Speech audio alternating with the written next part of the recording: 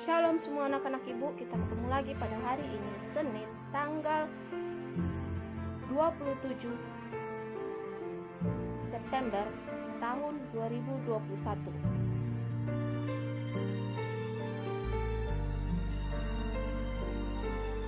Untuk mata pelajaran Bahasa Indonesia dan IPA masih dari tema 2, subtema 2, pembelajaran yang pertama. Tapi kali ini kita akan membahas untuk mata pelajaran IPA.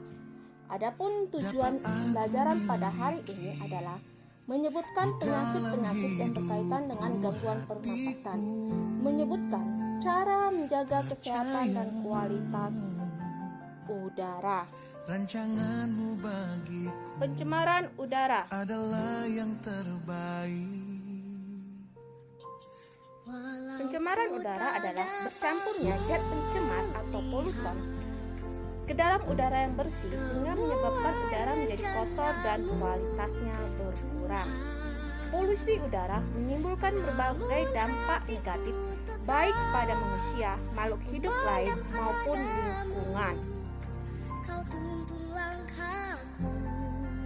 Dikutip dari Conference Energy Future, berikut ini beberapa efek polusi udara antara lain: masalah kesehatan manusia, pemanasan global, hujan asam, eutrofikasi, efek negatif pada satwa liar, penipisan lapisan ozon. Baiklah anak-anak ibu, kita akan membahas satu persatu. Yang pertama, masalah kesehatan. Efek polusi udara mengkhawatirkan sebab mempengaruhi pernapasan, jantung, bahkan menyebabkan kanker pada tubuh manusia.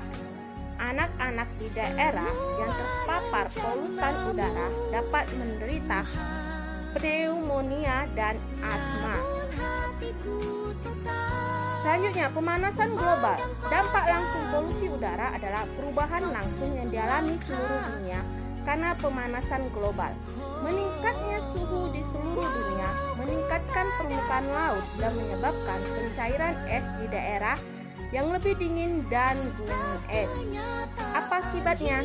Akibatnya terjadi perpindahan bahkan hilangnya habitat bagi sebagian spesies hewan. Spesies tanaman di daratan maupun perairan juga ikut terkena dampak khususnya terhadap perubahan suhu. Jadi ternyata pemanasan global ini sangat berbahaya ya. Bisa menyebabkan suhu, bukan aja meningkatnya suhu bukan hanya ada di negara kita tapi juga di seluruh dunia. Lalu bisa menyebabkan pencairan es di daerah yang lebih dingin dan gunung es. Bisa dibayangkan kalau sudah es itu mencair, maka sebagian dunia akan tenggelam.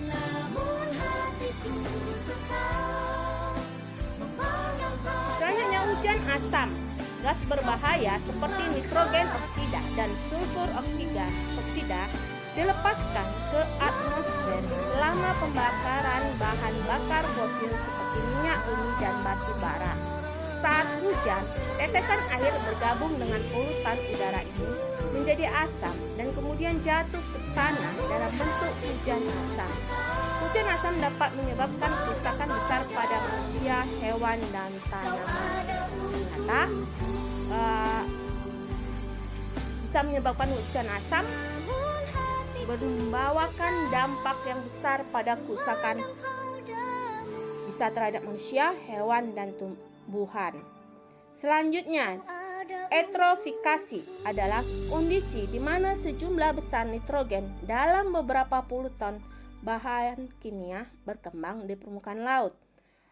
Akibatnya muncul ganggang yang berdampak buruk pada spesies ikan, tanaman, dan hewan. Ternyata eutrofikasi ini adalah sejumlah besar nitrogen yang berkembang di permukaan laut yang berakibat mengganggu spesies ikan, tanaman, dan hewan. Selanjutnya, efek negatif pada satwa liar. Sama seperti manusia, hewan juga akan terkena dampak buruk akibat polusi udara. Nah, bahan kimia beracun di udara memaksa spesies satwa liar pindah ke tempat baru. Polutan beracun mengendap di atas permukaan air dan juga dapat mempengaruhi hewan laut. Dampak berikutnya, penipisan lapisan ozon. Ozon adalah ada di stratosfer bumi dan berfungsi untuk melindungi manusia dari sinar ultraviolet yang berbahaya. Lapisan ozon yang menipis berakibat tembusnya sinar ultraviolet ke bumi dan menyebabkan masalah kulit dan mata. Ternyata dampak yang selanjutnya adalah penipisan ozon yang sangat berbahaya kepada kesehatan manusia karena berdampak pada kulit dan mata. Solusinya adalah untuk menghadapi polusi udara ini perlu beberapa upaya yang harus dilakukan. Pertama, gunakan moda transportasi umum untuk mengurangi polusi. Kedua, hemat energi dengan mengurangi penggunaan elektronik sehingga mengurangi jumlah bahan bakar fosil yang akan dibakar. Ketiga, memahami konsep reduce, mengurangi, reuse, menggunakan kembali dan daur ulang. Berarti maksudnya di sini mana yang bisa kita kurangi, mana yang bisa kita gunakan, dan mana bahan yang bisa kita daur ulang kembali. Yang selanjutnya, penggunaan energi bersih seperti matahari, angin, dan panas bumi mulai marak dewasa ini. Pemerintah berbagai negara berusaha mengajak warganya menggunakan panel surya untuk menekan polusi udara. Ternyata matahari, angin, dan panas bumi bisa dijadikan sebagai sumber energi untuk menekan lajunya polusi udara. Dan yang gunakan perangkat hemat energi sebab mengkonsumsi lebih sedikit listrik, menurunkan tagihan biaya dan membantu mengurangi polusi. Nah, jadi ketika kamu menggunakan bahan atau benda elektronik di rumah, jikalau itu tidak digunakan lagi, segera dicabut atau dimatikan. Nah, anak-anak ibu, demikianlah penjelasan untuk materi pembelajaran yang pertama. Ibu harapkan anak-anak ibu tetap menjaga kesehatannya. Kalau keluar rumah tetap menggunakan masker, jangan lupa cuci tangan. Shalom.